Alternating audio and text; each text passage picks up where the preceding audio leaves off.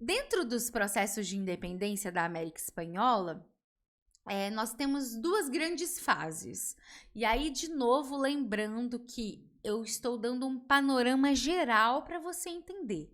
Porque a América Espanhola, você sabe muito bem que virou inúmeros países depois, né?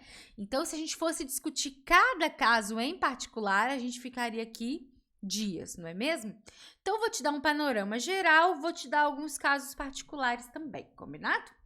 Bom, dentro dessas duas grandes fases, a primeira fase vai ser muito atrelada às guerras napoleônicas. Por quê? Devido a esse processo de guerras napoleônicas, e aqui essa imagem é bem forte, já apareceu em prova, é justamente uma crítica aos soldados de Napoleão, contrários às pessoas, aos civis na Espanha, né? Então, uma alta violência nessa invasão napoleônica à Espanha. Então, nessa primeira etapa, nesse primeiro processo, existe muito essa influência externa das guerras napoleônicas por isso. Primeiro, porque os espanhóis vão estar com certeza mais preocupados com essa violência que estava acontecendo na Espanha. E isso gera, querendo ou não, espaço para os colonos, principalmente os crioulos, tomarem conta, né? E iniciarem esses processos de independência. Então, uma coisa contribuiu com a outra, querendo ou não. Até mesmo, por exemplo, para enviar soldados, era muito mais difícil para a Espanha enviar soldados num momento como esse.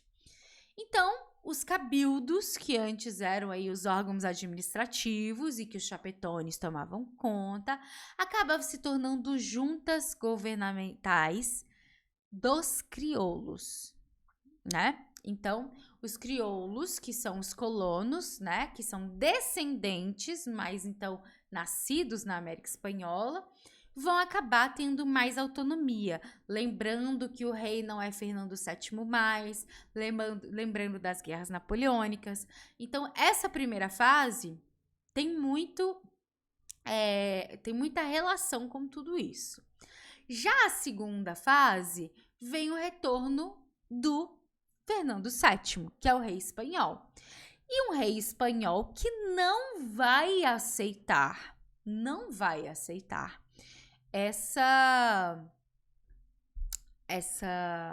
como eu posso dizer, essa rebeldia, digamos assim, ou esses crioulos tomando o poder, não vai aceitar de mãos beijadas tudo isso. E, claro, vai enviar exércitos para reprimir. E não só isso. Nessa segunda fase, a gente também tem a derrota napoleônica. Para quem não se lembra, e para quem não se lembra, tem vídeo aqui no canal, se quiser fazer uma revisão, mas vou te lembrar também que o Napoleão, não é que ele só perde e acabou. Você tem a derrota napoleônica em 1814 e 1815, e o Congresso de Viena. E o que o Congresso de Viena faz? Dentre várias coisas, restabelecer essa lógica conservadora, monárquica, europeia. Esse Congresso de Viena estabelece a Santa Aliança. Santa Aliança é um exército feito justamente para evitar movimentos como as independências. Então, toda essa estrutura conservadora do Congresso, junto com a Santa Aliança, contribuem para a repressão dos movimentos de independência na América Espanhola.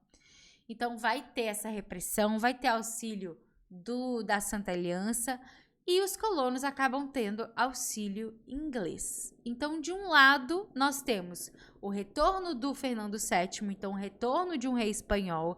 Esse rei espanhol, não satisfeito com esses movimentos de independência, vai mandar exército, vai ter auxílio da Santa Aliança. E, do outro lado, nós temos os colonos com auxílio inglês, ok? E aí, duas lideranças vão ter mais destaque nesses processos de independência: o Simão Bolívar e o San Martín.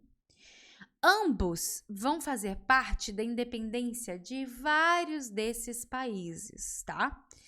Mas o interessante é que geralmente a gente escuta o Simão Bolívar muito com um ideal pan-americanista, né?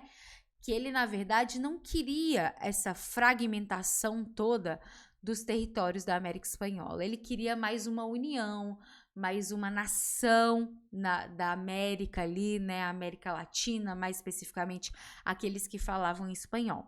O que não vai acontecer, mas ele tenta. Existe um congresso, existe mais de um congresso, existe discursos do Bolívar em cima disso, mas ele não consegue.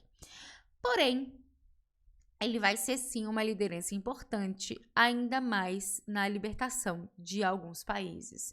Ele tem primeiro aí essa ideia da Gran Colômbia, depois ele percebe que esses países vão se fragmentando, né? Essas unidades não vão se tornar reais.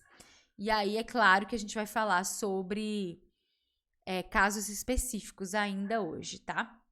E o San Martín, ele tem ideias liberais, mas também essas ideias não.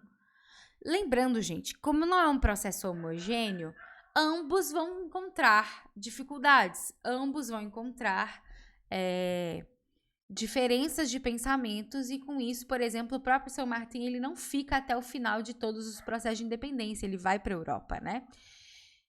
Então, ele vai participar da independência das Províncias Unidas do Reino do Prata. E aí, um aspecto curioso nesses casos específicos é que, por exemplo, a Argentina e Buenos Aires eram 2 territórios.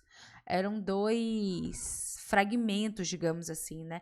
Não só isso, mas a própria Cisplatina, por exemplo, né, que essas províncias Unidas do Reino do Prata tenta colocar a Cisplatina como um território importante, mas o Brasil já tinha conquistado esse território, e aí depois tem a própria Guerra da Cisplatina.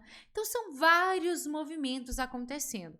O interessante de se notar aqui é que essas duas lideranças, esses dois, muitas vezes considerados até mártires, né? Hoje, dependendo do país que você for na América Latina, eles são considerados mártires porque eles são grandes lideranças de várias independências da América Espanhola, entenderam?